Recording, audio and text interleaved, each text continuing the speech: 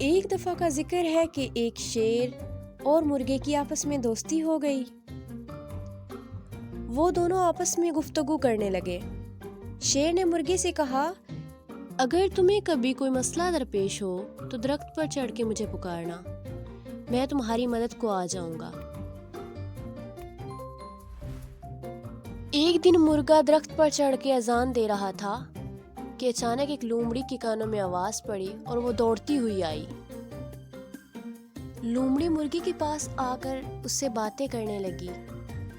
لومڑی کہنے لگی، ارے بھائی مرغے، تم نے اذان تو دے دی ہے، چلو اب نیچے اترو، مل کر نماز پڑھنے چلتے ہیں۔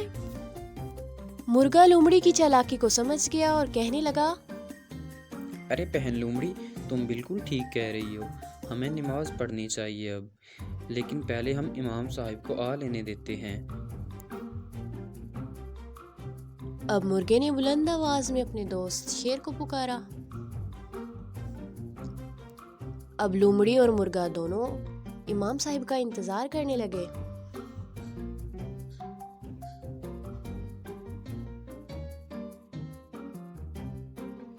جب شیر نے مرغے کی آواز سنی تو وہ فوراً مرغے کی مدد کرنے کے لیے دوڑنے لگا۔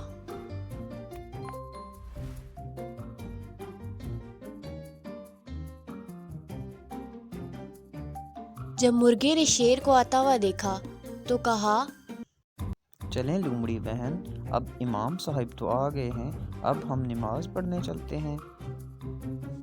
جب لومڑی نے شیر کو دیکھا کہ وہ اسی کی طرف آ رہا ہے تو اس نے اپنے کسی طریقے سے جان بچانے کی اور وہاں سے دم دبا کر بھاگ نکلی۔